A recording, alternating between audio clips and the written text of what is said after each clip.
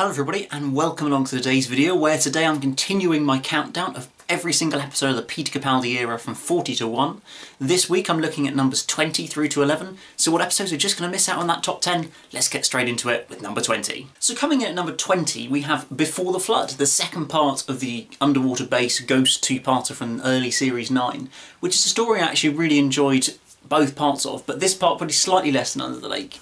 I did really like the whole sort of playing with time, the bootstrap paradox idea behind it, and it being how did it actually all happen, who told who to do what in this episode. I really like that sort of concept that they explore throughout this episode, and it's quite fun. Certainly it's let down by the Fisher King, I think, this episode, that he just doesn't really do very much. He's talked with the Doctor for 10 minutes and then goes and gets hit by a massive, well, the flood, essentially.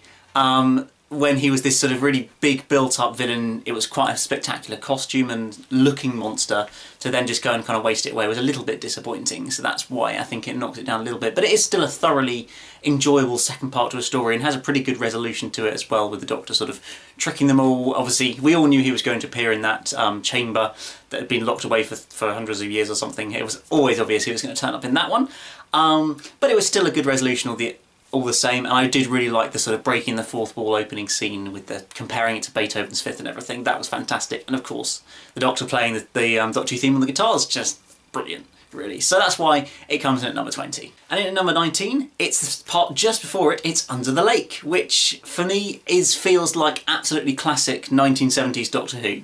It literally is your classic base under siege story where the Doctor and his companion turn up on some mysterious base or space station or whatever and go wandering around trying to work out what's going on. They meet some of the crew, some of them are dead, and there's some sort of evil menace that's gradually killing them all off. It's literally peak classic Doctor Who, and it's really well realised in a New Who setting. I think it still feels quite new and quite interesting. It doesn't feel too dated in that sense, the style. And yes, and then you've got the perfect classic cliffhanger at the end as well, with the Doctor turning up as a ghost. It's just a really well set up, but a really classic feeling story for this episode, which is what just made it really enjoyable, I think. It's fairly simple, fairly straightforward. It is just your mysterious base under siege story. What on earth is going on here? Of course, it gets that bit more complicated in the second part. But yeah, it's just really enjoyable, this story. So coming in next at number 18, it's another Series 9 story. It's The Girl Who Died, the opening part-ish of the Ashilda sort of two-parter thing in the middle of Series 9, which I will admit that the basic plot and lot of this story is not the best thing in the world. It's reasonable fun, and I do quite enjoy it, but it is a bit of a silly plot with these Vikings and everything, and Odin and whatever. It's clearly meant to be a bit silly, over the top and comedic. That's the idea behind it, but really what brings this story up for me is those last 15 minutes or so, once we see Ashilda getting killed, and the Doctor's reaction to that, and then those scenes in the barn when he realises why he's chosen this face and goes and saves Ashilda and all this kind of thing. The dialogue between 12 and Clara and Ashilda, not really, but a little bit, is absolutely fantastic through these last few scenes. And that ominous cliffhanger of Ashilda having to live an immortal life and going from really happy about it to really that sort of ominous stare at the end of the episode, which is quite disturbing, and of course leads nicely into the next part as well. So I do really enjoy this episode just a lot because of that sort of late part. It's certainly a fair bit of foreshadowing towards the end of the series, when he's trying to fight back to save Clara, obviously Clara dying and all this kind of thing. So it's kind of nicely linking into the arc. The reveal of where he got this face from is fantastic and perfectly links back into the Fires of Pompeii. And it's just a sort of enjoyable episode, I think, which is why I put it quite high up. And next up, coming in at number 17, it's Last Christmas, the fantastic Series 8 Christmas special, or 2014 Christmas special, should I say. Having Santa in it, focusing around these dream crabs, and I just love this concept of dreams within dreams that they use in this story. Obviously it's a little bit of a sort of throwback to either Inception or Amy's Choice episode of Doctor Who, with these kind of dream within dream within dream, which I just love that sort of idea, and then having the twist towards the end when suddenly we're still dreaming, and we're still dreaming one last time for Santa to come and save the day.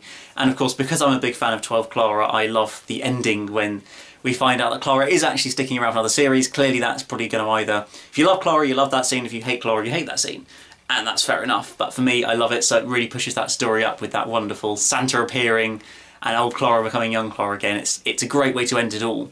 But it's just a nice, interesting, well-crafted story, I think. It's a good way to bring Danny Pink back into the story one last time, and just to sort of give his final farewell almost as it were. It's a nice setting with this. It's a sort of base under siege story, but quite a lot of extra sort of components to it, with those sort of main characters as well, and the whole dreams concept in it, and Santa turning up, which just is crazy and just wouldn't happen any other time really. So it's a really nice story and I just really enjoy it. Coming in next at number 16, it's yet another Series 9 story. It's The Magician's Apprentice. Now this is the opening story or opening episode of Series 9, and for me, I really enjoy this story. I remember it's probably dropped slightly from when I first watched it.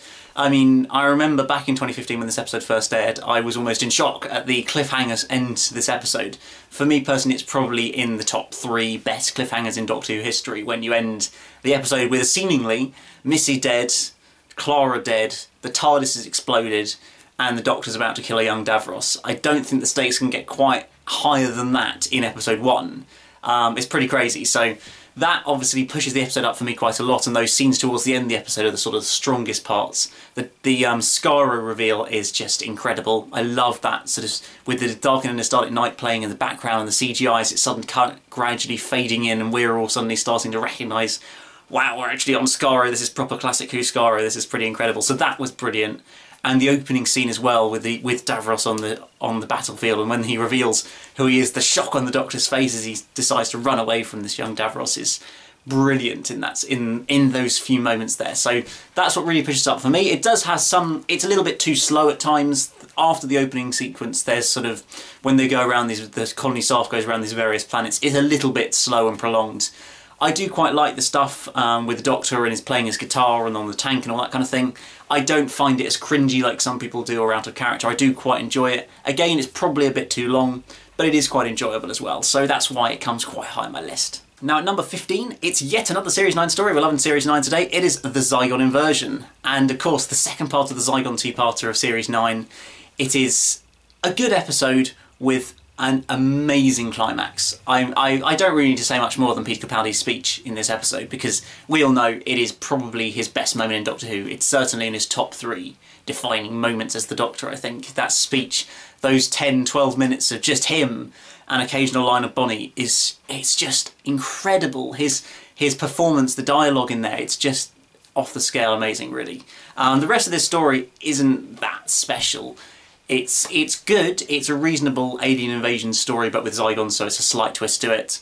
But it really is all about the ending, and the ending is why this is as high as it is, I think. And yeah, that's simply all there is to say about it, really. Then coming in at number 14, it is Deep Breath, Peter Capaldi's first episode of the 12th Doctor, which I think is generally quite an underrated story. A lot of people, I find, tend to criticise it a bit and don't generally rank it that high. And I know I've only ranked it 14th, but it is still a very enjoyable story.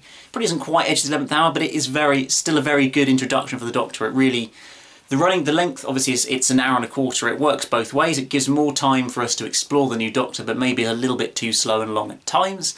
I know they were going for a slightly sort of longer scenes element to this story, and I think it works quite well. There are lots of good moments with the 12th Doctor, and we really do get a sort of initial insight to what his character's like, and which kind of, I think it shows quite well how different the 12th Doctor is to the 11th Doctor. When you have that moment when they go underneath the restaurant and the Doctor just leaves Clara to sort of be caught by the clockwork droids, that's something that the 11th Doctor probably wouldn't have done. Even though, of course, it's all in the grand scheme of things and the Doctor does come and save the day in the end, you don't feel that the 11th Doctor would have done it in quite that way.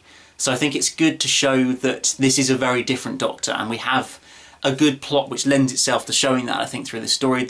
Peter has lots of great scenes. The opening sequence is fantastic. When he's sort of going out, when he's out meeting the other homeless person, trying to understand what his face is, where's his face come from, and all those little scenes are fantastic. I mean, the last 20 minutes or so, from when, well, the tension building up to it, but from the moment that the Doctor grabs Clara's hand and appears from behind the mask to the end, it's just brilliant. That really is sort of when you start to feel this person is the Doctor. He's maybe not quite the Doctor we're used to. He's not quite as forgiving and quite as nice necessarily as what we're used to, but he's still here to save the day, and he is still the Doctor. Now the final few ones for this week, episodes that have just missed out on my top 10, coming in at number 13, it is Oxygen, which is the fantastic little Series 10 story that I really enjoy. It's a proper classic Who spaceship. It feels literally like it could have slotted into classic Who almost, but with the interesting concept of the capitalism in space style. It's just something a little bit different to what we're used to of this idea of the capitalism in space. And of course the Doctor going blind in this episode really sort of ups the stakes a bit, and it's something that we'd never seen in Doctor Who before, so that was a great sort of idea to introduce into this story, and not just to resolve at the end of the episode, but keep it going for another couple of episodes as well, which is great. And the other scene that I absolutely love in this episode is the scene when Bill has to go out onto the outside of the spaceship and go into the vacuum of space, as is explained, and that's those sort of POV shots as she's basically dying out there trying to survive. It's so brilliantly shot. There's no music, there's barely any sound, because that's what it'd be like in space. It's just, yeah, brilliantly crafted like that, and a really interesting, intense scene through there, but obviously causes the Doctor to go blind as well. Now, number 12, it is Listen from early Series 8, Stephen Moffat's considered pretty impressive script. I certainly really enjoyed it. It's very interesting to have that idea of, is there a monster there or not? It's a really sort of, I guess, unusual episode, because to some degree you can say maybe actually none of this was anything, and that there wasn't a monster under the bed. It was just the Doctor's imagination. It's just the Doctor going a bit crazy or a bit scared in the night, which I think is quite a nice sort of, either way it's quite interesting and quite nice that either it is some really creepy monster or there's nothing at all, and it's just the Doctor's mind sort of scaring him. So I like that idea. I mean, I think the Clara Danny date subplot probably didn't need as much as we had of it in that episode. It'd be nice to focus a bit more on the main plot of the story, personally. But I don't think it detracted from it too much, and the ending, I absolutely adore it. I know some people have been a little bit sort of like, oh, Clara getting involved in the earliest First Doctor moments, oh dear, oh dear. But personally, I think it's an absolutely wonderful scene. It's such a nice little speech she gives about fear to the young First Doctor, and that moment of realisation when she's sort of stuck under the bed and she suddenly realises, oh no, this is the Doctor. This is really quite bad. It's brilliant, and I just really love that scene. It really sort of completes the story so well after this really creepy, tense story where you're not quite sure what's real, what's fake, what's going on, what's quite happening in this story. To just end on that sort of lovely, almost heartwarming and refreshing note is really nice, I think, for this story. Now, our final episode of the week, just missing out on the top 10. A lot of you would think this should go down at number 37 or something. It is Hellbent. So yes, I love Hellbent. Hellbent is a brilliant episode. It's not the episode you wanted to be or expected it to be. It was billed to be, and everybody thought it was going to be a massive Doctor on Gallifrey story. He's going to try and take over Gallifrey. There's going to be a big war. There's going to be some alien hybrid creature that's a mixture of a Dalek and a Time Lord, or something along those lines that's going to appear in the last episode. And it's going to be a big wacky finale with the Doctor coming out on top but still not saving Clara, or something along those lines is what we expected it to be. But in reality, it's nothing like that. It's a story about Clara Oswald, which is what caused its problems to a large degree, because I know a lot of people don't like Clara Oswald, and obviously she died 2 episodes earlier. But for me personally, this ending for Clara adds to her first ending rather than ruins it. Because she has still got to die. She is still at some point going to die. She's just got a little bit longer. And it's a slightly more hopeful ending for Doctor Who. Why do the characters have to die? Always, or why do we need to have death, that sort of a death in Doctor Who, when there are ways around it in a show like this that's about hope and about not sort of giving up, always trying to fight back and everything. And I think that's what we see with the Doctor obviously fighting through to try and get Clara back, and then Clara surviving at the end. So I do really like that conclusion to this story. And even the scenes that we do get on Gallifrey, they're fantastic. That sort of western feel to it early on in Hellbent with the 12th Doctor on Gallifrey, where there's barely a line of dialogue said from him for about 10 minutes. After having just been him in an episode saying dialogue, he suddenly says nothing for about 10-15 minutes, but it's brilliant. It's sort of captivating seeing that the Doctor is this sort of legendary creature almost in Time Lord society at this point, and all these soldiers that have fought with him in the Time War years and years and years ago still want to come and join alongside him rather than be sort of the guards or the president of the Time Lords. And I think that's so fantastically well done. Obviously we disappear from Gallifrey pretty quickly, which is what I think lets the story down for a lot of people, because everybody wanted an hour on Gallifrey, which we just didn't get. But that for me doesn't detract from it, because I was hoping that we'd see, well, we knew we'd see Clara back, and I was hoping we'd see a fair amount of Clara, and obviously we did. So overall, I've said this before, I need to get around to it at some point. I need to do it in defence of Hellbent, because I know it's probably the most divisive story, certainly of the Capaldi era, and probably in recent times, with people absolutely hating it and putting it at number 200th in their rankings and literally the worst episode of Doctor Who ever, or one of the best episodes ever. So I probably will at some point do it, but for now I'm saying this is a great story. So yeah, that was quite an episode to end it on, shall we say, but there we go, we've reached the end of number 11. We're down to the top 10 coming up next week, so make sure you tune in next Saturday at 7 PM to see what will be the top 10 and my best ever Peter Capaldi Doctor Who story. But before then, I'd love to hear from you guys. What episodes just missed out on your top 10? Which ones are kind of there or thereabouts that are really good stories but not quite squeezing into your top 10? I'd love to hear from you all. But other than that, remember to like this video, subscribe if you're new here, and I'll see you again very, very soon for another video. Goodbye.